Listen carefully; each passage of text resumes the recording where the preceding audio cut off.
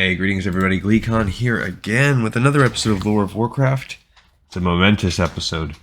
As on our last episode, we did the penultimate level, actually a pretty cool level on Beyond the Dark Portal, where the Alliance teamed up with the Horde. The Alliance gets the Book of Medivh. The Horde gets the defeat of all the other clans. It was the Laughing Skull clan. They defeated the Thunderlord clan, or maybe one or two others, and the Alliance helped them. It's kind of a cool mission where you had the Alliance heroes teamed up with the Orcish clan. And yeah, we're down to the last level, and that we're very close. Where the end is in sight for all of the material that's considered Beyond the Dark Portal level material. But stay a while and listen to this one, sort of like the epilogue of Chronicles Volume 2, which is called Valley of Heroes.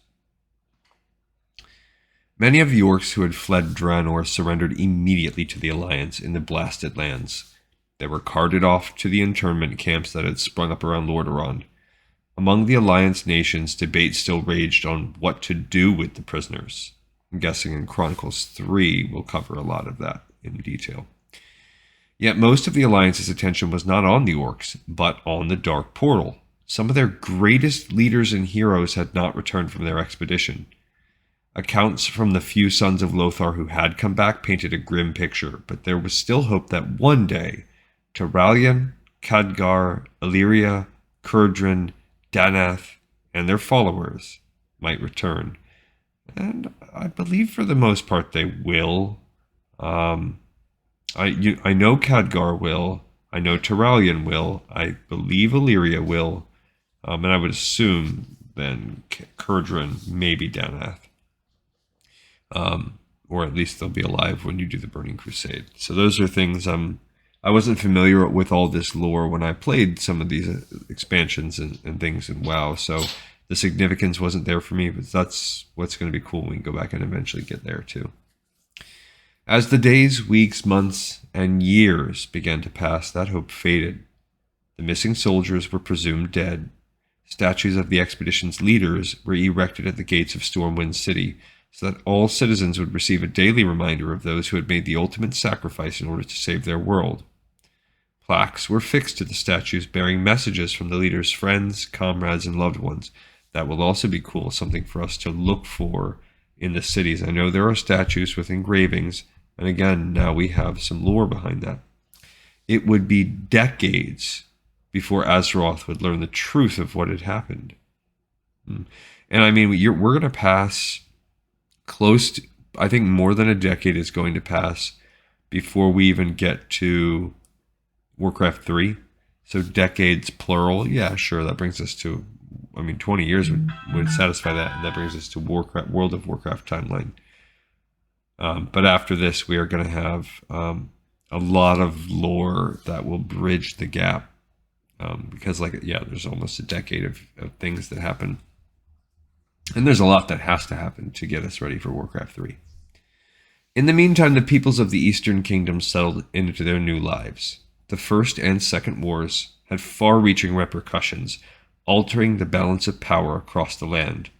The Council of Tirisfal was no more, and the concept of a single guardian imbued with great power was abandoned.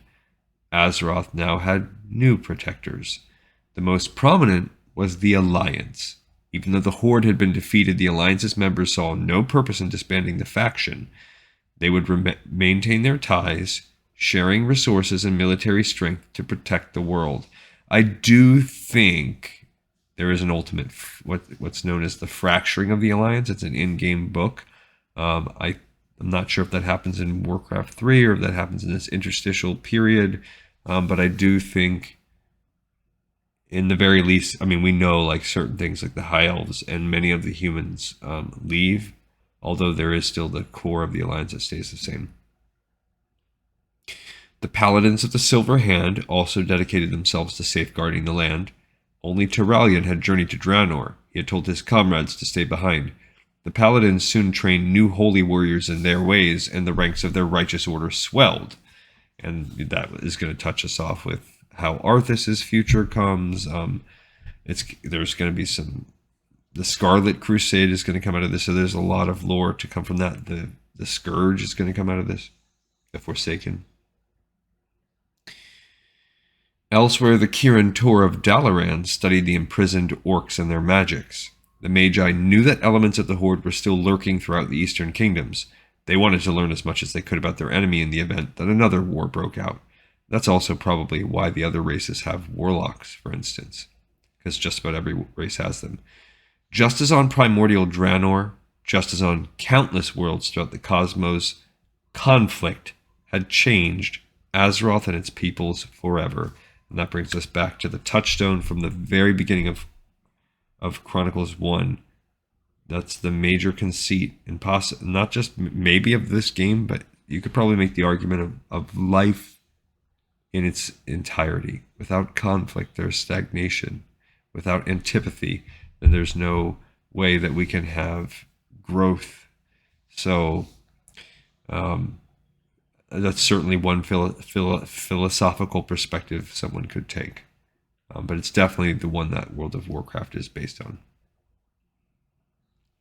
Yet there was more turmoil to come. In the years ahead, Azeroth would need the Alliance and other protectors to survive. That's true, because ultimately Azeroth is not just going to need the Alliance to survive. They're going to need the Horde to survive.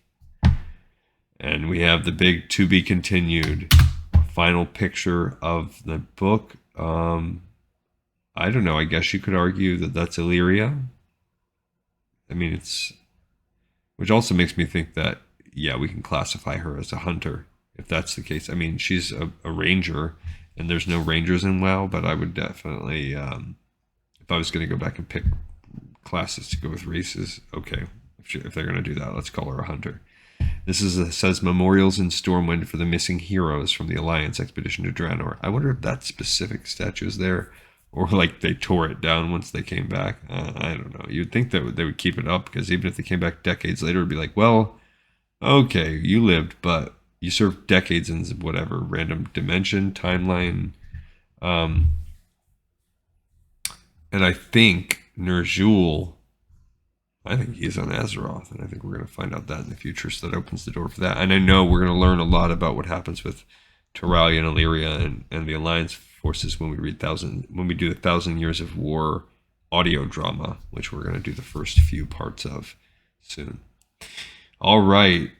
Not only do we have another episode in the pipe 5x5, we got all of 2nd Chronicles. It's been just about an 8-month-long journey that we've been doing these episodes, and we've now finished the 1st and 2nd Chronicles. We have one more big one to go that's going to span probably more time than all of this stuff combined, because we're going to start getting into World of Warcraft and all those expansions, and the lore is just going to exponentially increase as we go. I think we're going to hit a plateau, but I think from really Warcraft 3 has a lot, but once we get that World of Warcraft, there's lots and lots and lots.